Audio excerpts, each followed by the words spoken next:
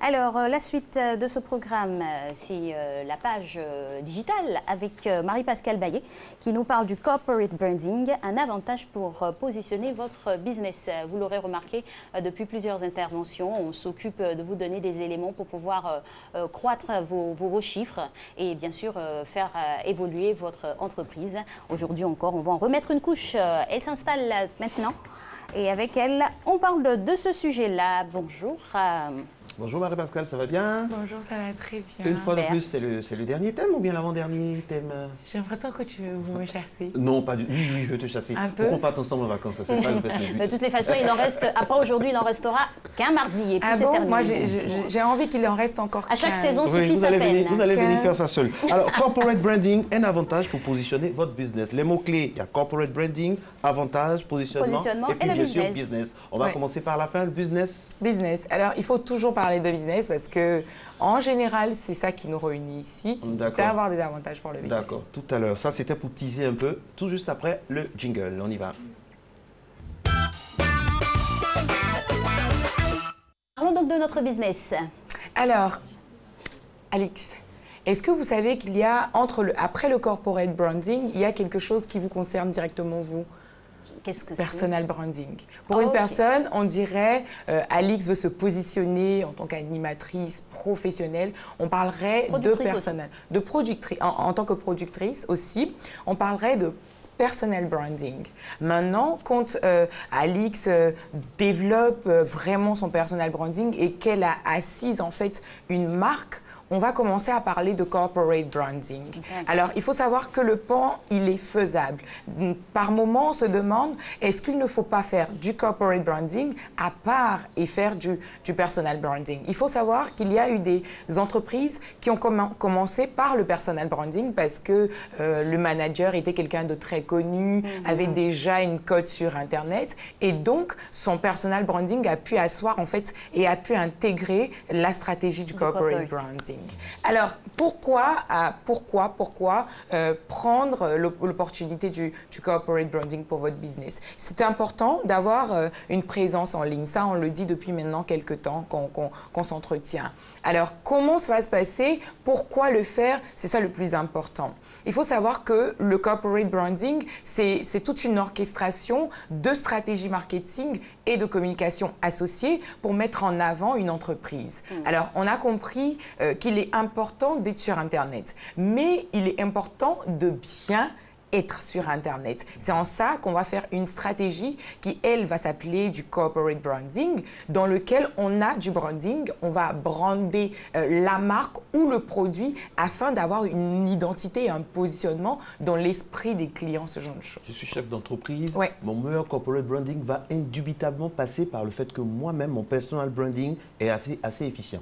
Alors, ça c'est clair, ça c'est clair. De façon simple, on a envie de dire ça. Mais il y a des managers qui n'aiment pas être sur le feu des projecteurs. Ça peut exister. Donc, on ne peut pas obliger le manager à être le fait de ne pas être sous le feu des projecteurs, c'est aussi un personal branding. C'est aussi un personal branding. Ça fait partie de la nomenclature du personal branding. Oui. Donc, il faut choisir son positionnement. On décide d'être sur le feu des projecteurs, donc on fait de petites interventions, on prend soin de son positionnement. Homéopathique, exactement. On prend soin de ses interventions sur Internet. Et d'un autre côté, on met en avant l'entreprise en elle-même. Il faut savoir que très souvent, on arrive à un point où le manager est tellement vu qu'on n'arrive pas à le dissocier de l'entreprise. Et ça peut poser un peu de problème. Des fois, quand il change d'entreprise, on n'arrive pas à... Exemple concret en matière de sport, le président de l'Olympique lyonnais,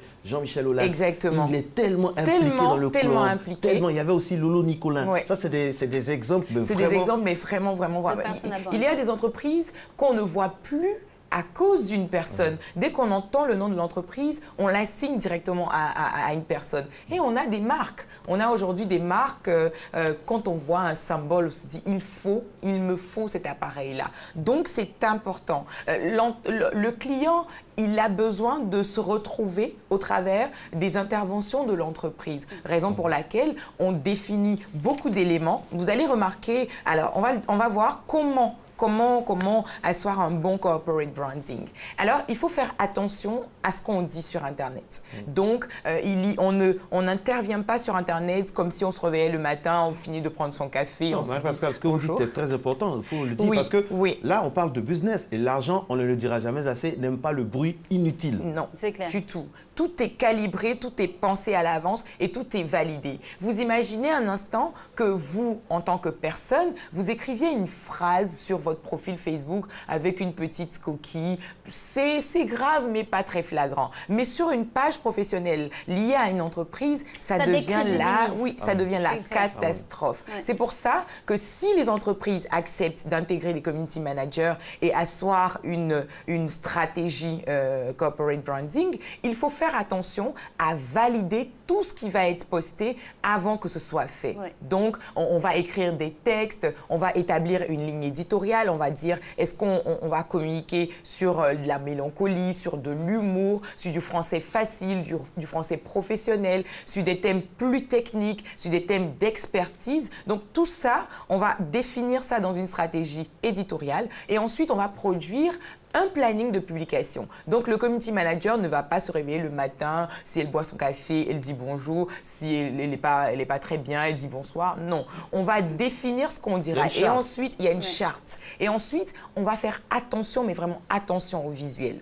Je me promenais comme ça sur Internet avant de venir et j'ai remarqué sur une page qu'on avait utilisé des images propriétaires. Alors, il faut savoir que sur Internet, lorsque vous tapez par exemple le Matin Bonheur, vous allez voir, il y a des images qui ont des initiales à l'intérieur, donc des signatures. Ce ne sont pas des images à utiliser. Ce sont des images qu'il faut payer avant d'utiliser. Mais très souvent, les gens, quand ils acceptent d'intégrer la communication digitale, comme ils ne sont pas très outillés et informés à ça, ils se permettent certaines délicatesses qui ne sont pas normales. Donc, à l'international, qu'on tape votre nom d'entreprise et qu'on retrouve une image comme ça, ça peut être... on peut bloquer votre communication. Exactement. Il faut faire attention à ça. Ensuite, ce que le corporate branding apporte à votre business, c'est de renforcer en fait les valeurs vis-à-vis de votre offre face à votre client. Je vous explique. Alors, quand on voit un Matin Bonheur, on va terminer par ça, c'est sûr. Moi, j'étais en train de taper encore, en train de rechercher. Et quand j'ai tapé Matin Bonheur, on a retrouvé une affiche qu'on retrouve régulièrement de vous deux dans les rues d'Abidjan. Alors, le client, qui est toujours là, le client se sent apaisé. Dans cette image, à la fin, on va la commenter. On vous sent avec de la gaieté, vous donnez envie de se réveiller le matin. C'est ça qu'on va inculquer, en fait, au client qui vient. Donc, en interne, la communication va s'asseoir et va se dire qu'est-ce qu'on veut insuffler à nos clients. Est-ce que quand ils vont voir notre couleur rouge, orange, bleu, est-ce qu'ils vont avoir faim? Est-ce qu'ils vont avoir soif? Est-ce qu'ils seront en train de se dire mais on est enthousiaste pour commencer la journée? Donc tout ça en fait est pensé et c'est tout ça qui est défini, qui va être reproduit dans les textes, dans les articles et dans les créas. Il va se décliner comme on dit sous plusieurs formes. Exactement. Alors Marie-Pascale, ce que moi j'aimerais dire c'est que, et vous le dites si bien aussi dans le corpus basique de votre intervention, c'est que le corporate branding, au fait, c'est un esprit. C'est un esprit qui est toujours en déclinaison. C'est-à-dire, on a vu les tasses, mais on ne va pas s'arrêter qu'aux tasses. On va avoir des t-shirts, on va avoir vraiment... Il doit y avoir un continuum, comme on dit, un continuum de tout ce qu'il y a autour de l'émission. De sorte que, par exemple, quand un invité vient, il a toute une panoplie ou bien... Il est fidélisé. Et c'est ce qui fait que le corporate branding, c'est un jeu de ping-pong. Je donne l'image à mon entreprise et ensuite, ça me revient. Alors, il faut savoir que ça, ce sont des actions qui rassurent, mais vraiment le client. Vous imaginez un moment, si vous regardez, surtout avec les compagnies de téléphonie mobile ou même les grandes compagnies, le client, dès qu'il voit un produit, il ne se demande pas à un moment, à un niveau de la communication, il ne se demande plus la qualité. Il est confiant de la qualité. Il n'a qu'à voir le logo présent sur le produit, il est rassuré. C'est pour ça qu'il faut faire des gadgets. Les gadgets, ça intervient dans la communication. Vous allez voir à l'X, quand on va sortir, aller couvrir un événement, on va avoir des présentoirs, on va prendre un stand, on va faire exprès. Ça fait respirer la marque, ça fait respirer la marque. Le corporate branding fait respirer la marque et ça sous-tend beaucoup de choses. Ça rassure le client. Ça protège l'entreprise au cas où il peut y avoir des... Un coup de jeu. Alors, pour la petite histoire, pour terminer, parce qu'il nous reste une seule minute, dommage. Avant de terminer, je suis partie un jour dans les rues d'Adjamé et je tombe sur une voie où il y a des parapluies. En pleine saison de pluie, et je me rends compte qu'il y a des parapluies qui sont brandés d'une autre entreprise. On ne va pas le citer. Et donc, je demande, mais pourquoi il y a beaucoup de personnes qui ont ces parapluies-là? Est-ce qu'il y a un événement et tout ça? Et je me rends compte qu'il y a une entreprise qui fait la même chose. Donc, le client, il court pour aller chercher le produit parce qu'il a vu seulement que la marque. Wow.